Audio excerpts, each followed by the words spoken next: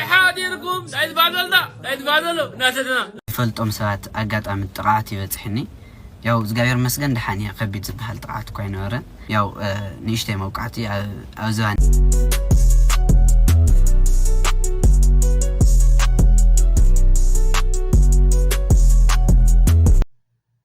ጥቃት ይበትሕኒ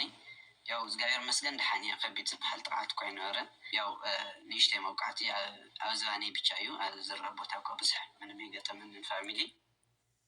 سلام كمي حديركم كمي وعيلكم كمي مشيكم ببساعة أقواصاصراكم عمل العالم اتركو كورات تخاتلتي نايفر يوتيوب أنا زغاوير مسجن سلامي كمتي سلام زلخو والسلام كتكونوا ناتمنخو باركسنا وزا فيديو خطأتين هلكم لايك شير سبسكرايب نغوركم متوعكم أي فليني كولكم يفوتي اتقور لي متوع تقور لي هانا زبل رئيتكم دمو عزي إذا مسجن باركسنا يلوم عنتي أديانا ويقعات حستنا دمو بناي أليكس حويو أليكس انت أيقات إمو أبئيو بخمئيو نزبل قالوا خنسمعنا مو نسخاتكم دمو يزي فيديو لايك غيركم منكرو وخولكم يفوتي أليكس حونا مالتيو أقات أمو خوينو متقعتي وطيحني بزي فلطم سبات توقيع نابل أيو يخون دا أمبر زقاوي هير مسجن كمتي بزح زبل زرع أيكونن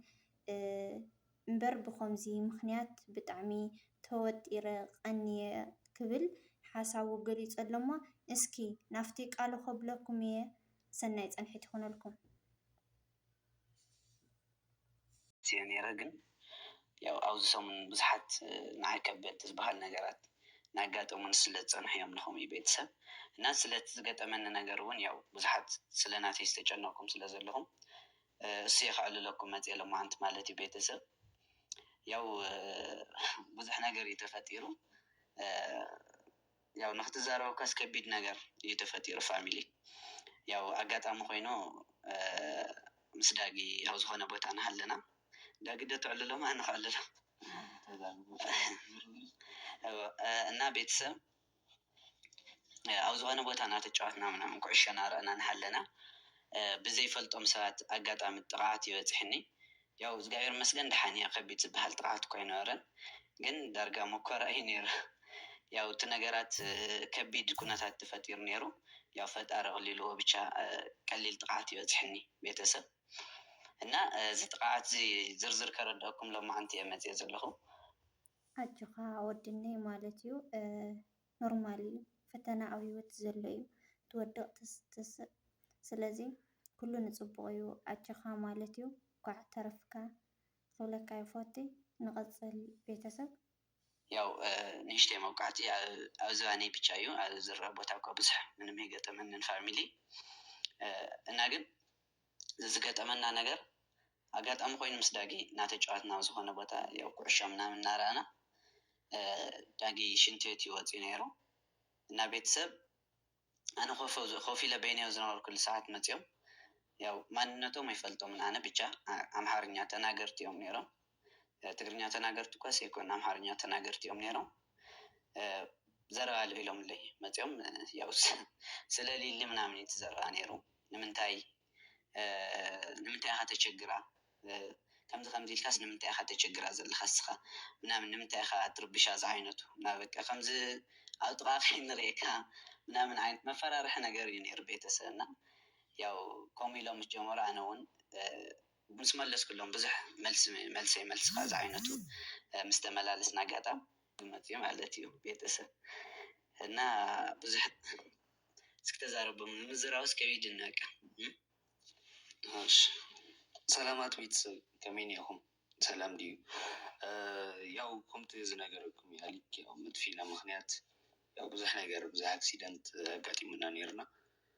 ያው ዛ አክሲደንት እዚ ምንም ከሐሰብናይ ጭራሽ ምንም ዘይገመትናይ ቦታ ዘይገመትናይ ሰዓት ብዘይ ንግምትም ሰዓት እዩ ተፈጢርና ያው ከምቲ ዝነገረኩም ይዝበዝሕ ኣብቲ ሽዑ መዓልቲ ኣነና ሊግን ያው ኩዕሾ ንሪኢና ወፂና ያው ሰሙን እዚ ፋይናል ጨዋታታት ነይሩ ኣጋጣሚ ዘይንርኢ ያው ንእሽተይ ንዝናነ ተባሂልና ወፂና ኢና ኣብቲ ንዝናነየሉ ነበርና ቦታ ያው እቶም ሰባት ኣነ በርግፅ ኩራት ቤተሰብ ብርግፅ ኣሌክስ ጠፊኡ እዩ ቀኒዩ ካብ ሚድያ ማለት እዩ ብዙሕ ኣይተንቀሳቐሰን መጥፊኡ ምክንያት ደሞ ኩሉ ዘጋጠሞ ነገር እናተዛረበ እዩ ኣጋጣሚ ኮይኑ ናብ ታይሶም ዳ ኩዕሾ ገለ ንኸይድ እሞ ኣብኡ እናተጫወትና ገለ እናሃለና ኣነ ዳጊ ኮይና ብሓደ ብዘይፈልጦም ትግርኛ ተዛረብቲ ኣይኮኑን እዮም ትግርኛ ተዛረብቲ ኣይኮኑን እዮም ብዘይፈልጦም ኣማርኛ እዮም ዝዛረቡ ይቅርታ ኣማርኛ ተዛረብቲ እዮም ነይሮም ስለዚ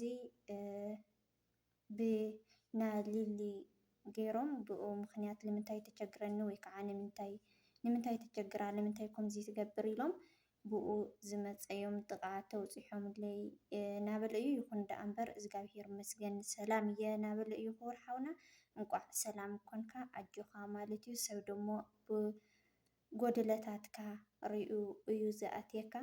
እና እንቋዕ ብሰላም ተረፍካ ክቡር ሓወይ ብጣዕሚ ከቢድ እዩ እና ብዝኾነ ኣጆኻ ኣይትጨናነቕ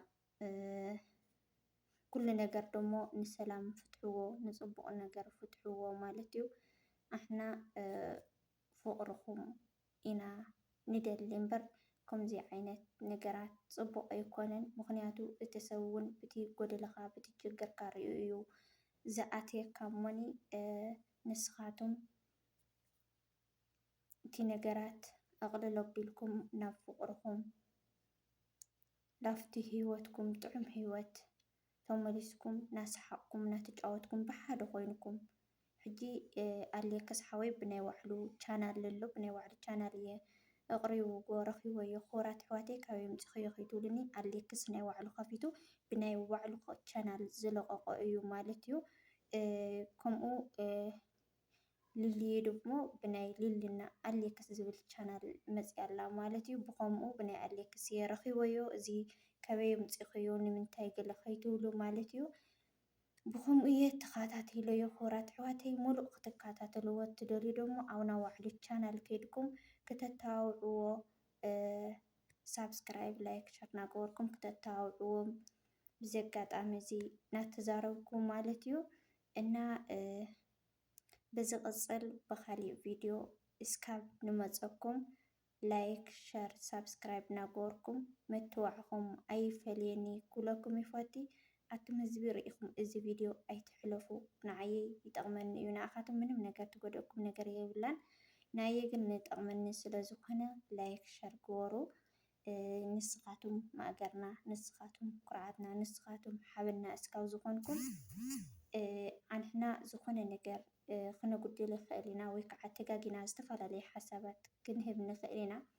ንስኻቱም ኢኹም ክትእርሙና ትኽእሉ ቤተሰብ ማለት እዩ ስለዚ ናታትኩም ምትብባዕ ናታትኩም ድጋፍ ኣይፈልየኒ ኩለኩም ይፈቲ ሰናይ ቅንያት ይኹነልኩም